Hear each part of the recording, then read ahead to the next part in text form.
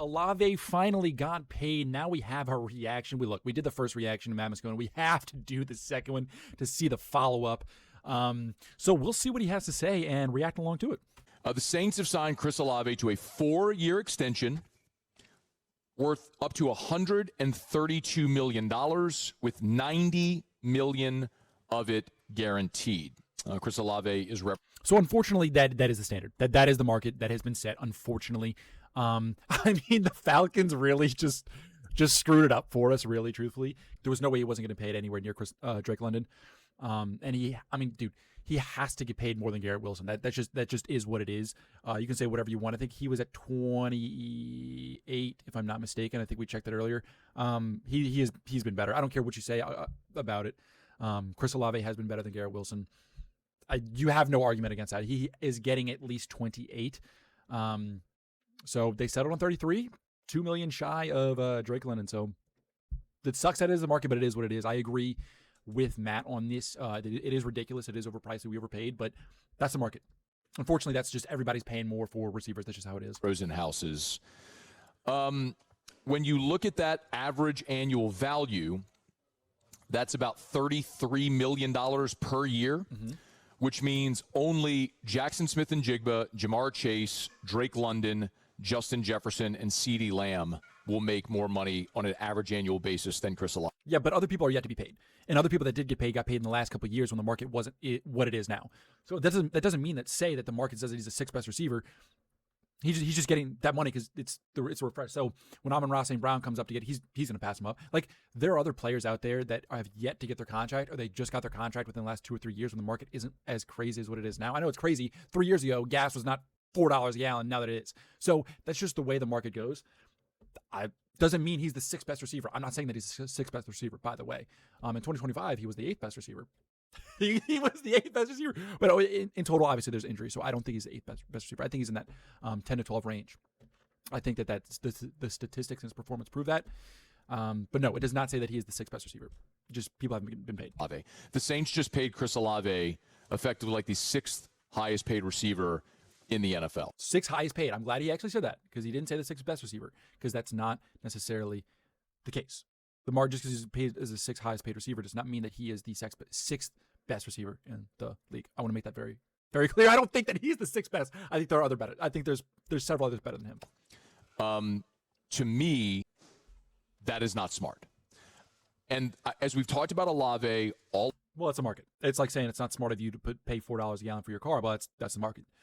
That's what it is. I can't choose to pay less. That's what it is. That's what I have to pay.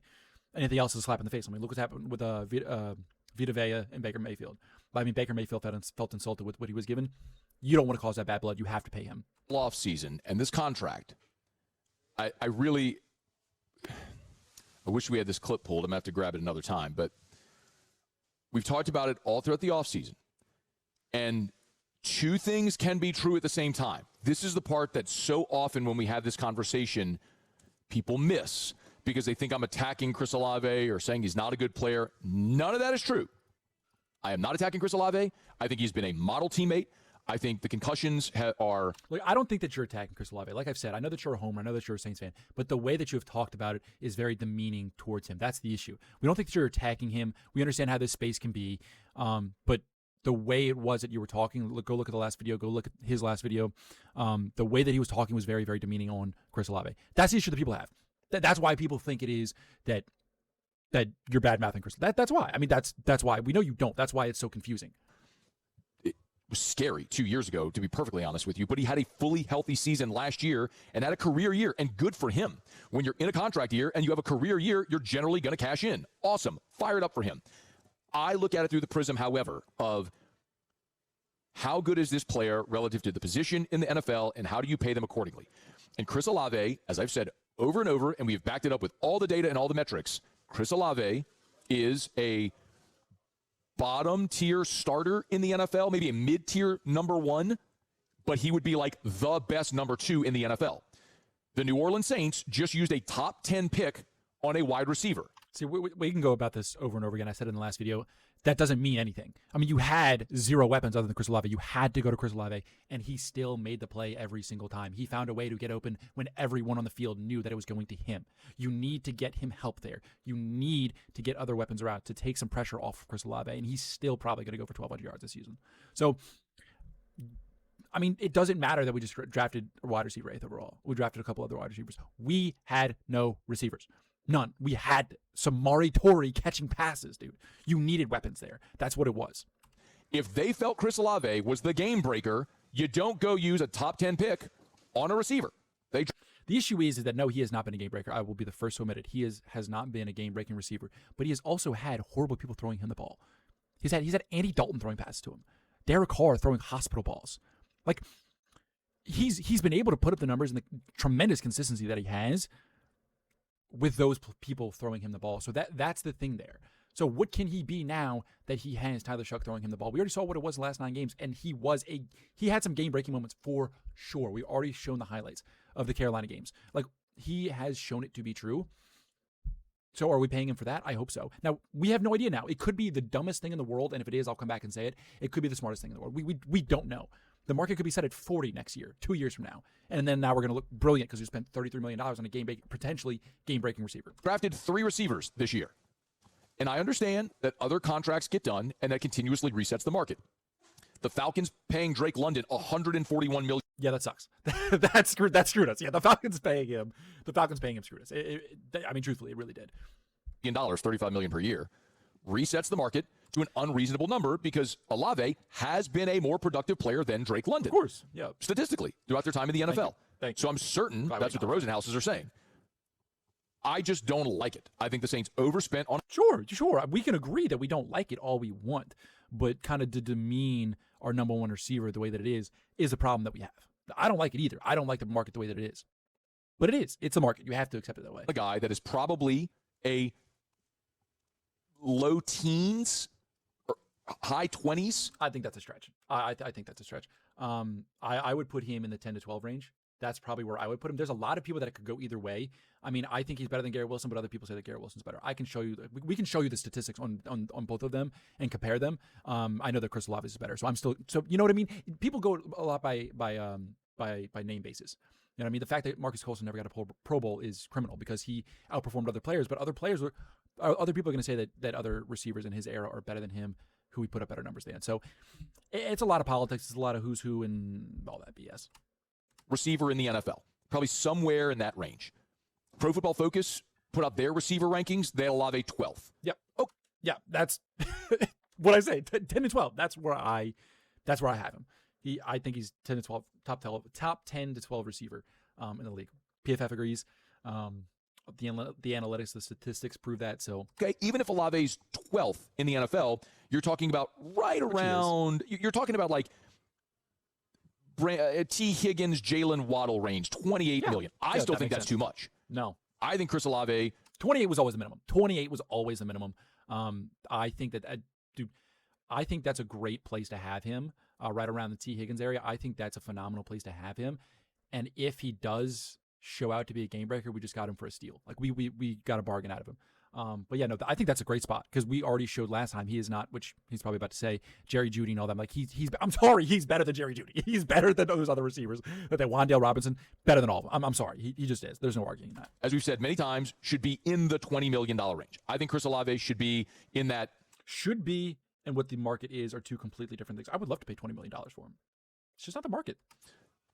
Jerry Jeudy, Chris Godwin, Devontae Adams.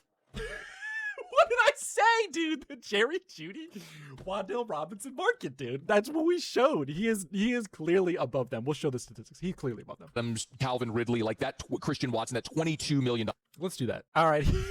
Here we go. You want to see the comparison between Chris Olave and Jerry Jeudy? I mean, this past year, not even close. What are we talking about? Not even close. Let's look at the years. 856, 467, 972, 758. Solid 2024. I had him in my fantasy league that year. That was nice. That was solid. 1200. Solid. 602. So there's been no real consistency here. 1,000, 1,100, 400. So yeah, no. I mean, like, he's not in the Jerry Jeudy range. I don't care who you are, what you say. And he also signed a contract several years ago, and he's still Jerry Jeudy at the what was it, 20 million?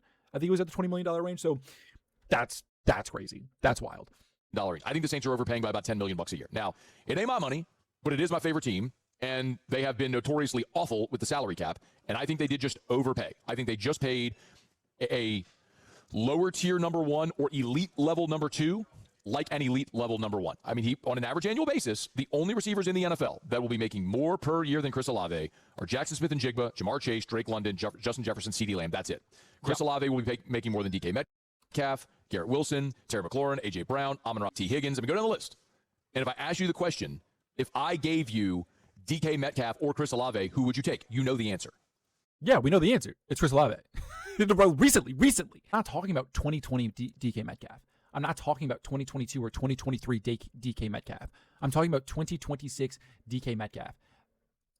That's what I'm talking about. Let's see who else he says. If I said, hey, Garrett Wilson or Chris Olave. This is my favorite one. All right, let's see what he says. You know the answer. Okay, we know the answer. Okay, DK Metcalf, or sorry, Chris Olave or Garrett Wilson. 1,000, 1,100, 1,000, 1,100, 395. Quite literally the most identical career trajectory that we could possibly have. And Garrett Wilson was top 10, by the way. So if you're going to lobby the criticism at Chris Olave, you have to also lob that same criticism at Garrett Wilson because they're the same, dude. They've had the same performance. They've had the same exact career. I mean, literally identical. If I took away the names, you wouldn't be able to tell me who was who. It's scary at how identical their careers have been. They're the same exact player. One day you might choose Garrett Wilson, the next day you might choose Chris Olave. But Garrett Wilson has a better name because he's in New York and because he's in the better market. That's why. That's the problem I have. And it's illustrated even further by the fact that they used the 9th pick on a receiver. But that doesn't matter because you had no weapons whatsoever. I mean, you drafted franchise left tackles each of the last 2 years. You weren't going in free agency to spend on a left tackle. Why would you go to free agency and spend on left tackle, which is like the second most expensive contract or third most expensive contract? Why would you go spend it in free agency when you can get one in the top 10? What are we talking about, dude? You start inwards and you build out. You got the offensive lineman, you got some of the pieces later on, you got the defensive pieces, you got the Quincy Rileys and all those people, and then the next draft, you got Fuaga in the next, you got Fuaga and then you got Kelvin Banks in the next round after that, and then the third draft, you went and got your playmaker because you had none, but you were set with the offensive line and the interior. You were set. Well, now you're set. You went and got the guard in free agency. You paid Chase Young like a number one edge rusher. You didn't go into the draft to pick a number one edge rusher. You got a top-tier edge rusher for very, very cheap. Jordan Tyson was the best player on the board at 8 this year. That's why we got him. He was the best player on the board with the most amount of talent. I'll stand by that. I would have loved to have got Ruben Bain, but that wasn't their priority. So, again, I'm not surprised. This is what we said was going to happen all offseason. They were going to pay him like a top 5 receiver in the NFL. The market had been set. They're validating their decision to draft him and keep him and all this sort of stuff. And he's a good, productive player. He also, this past season, Chris Olave was a volume receiver. He had a career year. So this is a massive change in how he's talking about it because I have no problem with this. Yeah, we disagree. Clearly, we disagree. But I have no problem with how he's talking about it. The demeaning way in which he was talking about Chris Olave was my issue. That was my problem. But he was also playing in a receiver room that was featuring Samori Toure and,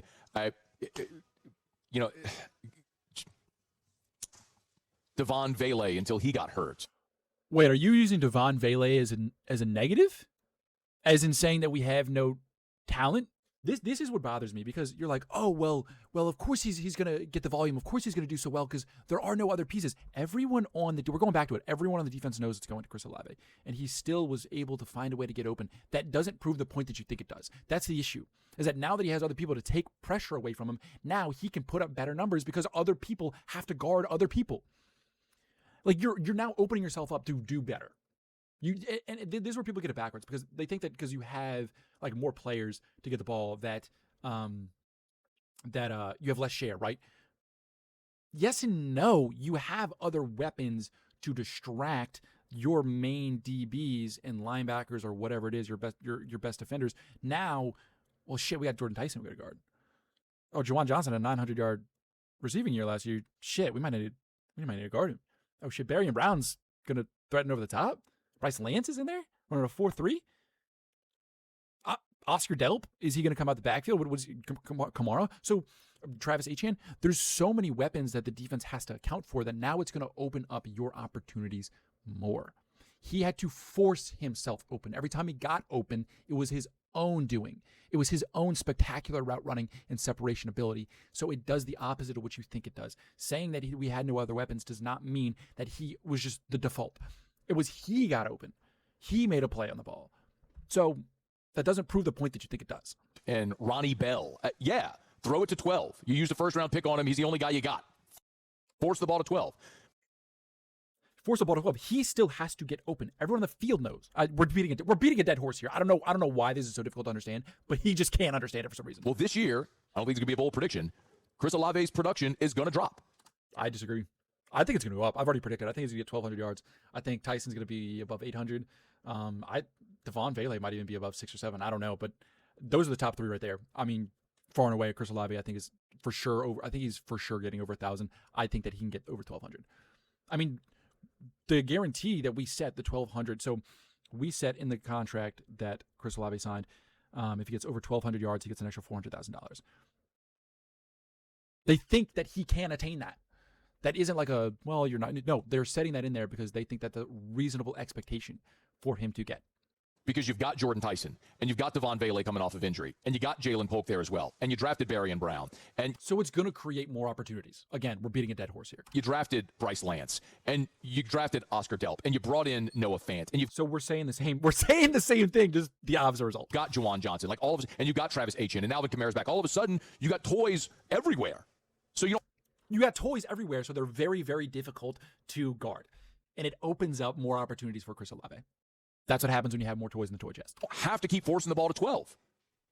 I like Chris Olave. Again, this is not a knock on Chris Olave. I think Chris Olave deserves to be paid. I think Chris Olave is a really good player. I think Chris Olave has been a great teammate and has been good in the culture in New Orleans and wants to be in New Orleans. I'm not even worried about the concussions like a season ago because he made it through a full season. You seem to be, though. You seem to be really concerned about it before. I was concerned about it the year after it happened. I was less, like he's saying right now, I was much less concerned after this past season. I am now far less concerned because it's not just about the injury. It's how you bounce back from the injury. Like what Kellen Moore says with Tyler Shuck or any of the quarterbacks, it's not if you throw an interception, it's what do you do after it? How do you respond to the adversity? And Chris Olave responded very well with almost 1,200 yards receiving. Would have had 1,200 yards receiving. Would have had over 10 touchdowns. Had over 100 receptions. So, and stayed healthy, which is awesome and we all want to see. I just think they overpaid. Two things. Of course. They absolutely overpaid, but it is the market. The market is overpaying. I don't understand what we're not getting here, dude. That's what the market is. Of course we overpaid. I agree we overpaid, but everybody overpaid. The market is overpaid. Be true at the same time. You can think Chris Olave is great, and you can want him in New Orleans, but you also have to decide, what is he worth? It's no different than Alontae Taylor or Paulson Adebo or any of the free agents the Saints have watched. Trey Hendrickson. The difference is with Trey Hendrickson and Paulson Adebo and all these other different people, like Alontae Taylor. The reason why we didn't pay Alontae Taylor is because he wanted boundary corner money. He is not a boundary corner. He was one of, if not the least productive when he was in boundary. He was very, very productive when he was in the slot, but he didn't want to be paid like a slot corner. He wanted to be paid like a boundary corner. That's how we did. I am all on board with not paying him. Paulson Adebo, you had a lot of other people that you had to pay. We just paid a ton of money to Carr and everybody else. So, of course, we have to let him walk because now I disagree with that decision. They ended up being pretty bad when he left to go with the Giants. He did not play great. So I'm even more okay with not paying that. And Trey Hendrickson, I could list off the receivers and Drew Brees that you have to pay, and Demario Davis that you have to pay, and Cam Jordan that you have to pay. All of these players that you have to pay. Of course, he went on to be great, and he's awesome, and I wish you could have kept Trey Hendrickson. But that's what happens when you have to pay a ton of people at once. But that's the great thing about paying Olave now. You have nobody else to pay. After this year, a ton of dead cap money is going to be off. So you have the free cap money in order to pay him more. And then 3 or 4 years from now, when you have to pay Tyler Shuck, you have to pay Jordan Tyson, to pay all these other guys, it's great that you did it now. You paid Olave now. When he's 30 years old, 31 years old, whatever it is going to be for his next contract, it's going to be far less. It's not going to be this $33 million a year because he's older, because he has less sway. So it's not the same at all. I can live with not being able to pay Trey Hendrickson because we have a ton of other people we have to pay. Right now, we have nobody else to pay, so I'm more okay with that. Because they have to decide who they're going to pay. And in my opinion, they overpaid for Chris Olave. Not with what the market dictates, and not with the fact that we have nobody else really that we're paying right now. Hope I'm wrong. I hope he goes out and has 4 all-pro receivers and becomes the best receiver in the NFL. But I think they just overpaid for a guy that is probably an elite level number 2. A good number 1, an elite level number 2. I think they just overpaid for him. Tom will tell if I'm right or wrong. And I expect all of you to disagree with me, by the way. I don't expect anybody to agree with that sentiment. But all any of you are going to hear, though, is that I think they overpaid Chris Olave, so you're going to think that I said Chris Olave is bad. I've never said that. He's a fantastic football player, an elite football player. He's just not a top 5 receiver in the NFL. And I don't think I'm going out on a limb in saying that. I mean, this was just a drastic change in attitude and how he's talking. I can get on board with this. I can have a conversation with this Matt Moscona. But the one from the last video that we reacted to, it was illogical. And some of the things, and it was demeaning, really. I mean, some of the things he said right now are illogical. Who would you take? Well, obviously, we're going to take Garrett Wilson. I don't think that's obvious. We obviously going to take DK Metcalf. Over the last few years, I don't think that's obvious. Like, Olave has been way better than what people think he has. And other people have not been as good as other people think they have. Garrett Wilson has been overhyped. He has had Chris Olave's career. So, I mean, and he had Aaron Rodgers throwing him the ball. Like, so to me, it's all in the market. It's all what you look at. I don't care about the name. I could not care less about the name. I'm not paying for the name. I'm paying for the production. And bottom line is Chris Olave has been remarkably productive and consistent. But anyway, get on the comments. What do you think? Do you think Chris Olave was paid too much? Do you think he was paid about right? How do you think his season's going to be? Do you think he's going to have over 1,200 yards? Do you think he's going to be able to hit that mark? Let me know. And as always, today, forever, and always, don't take your life too seriously. Who dat, baby? I love you and have a great day.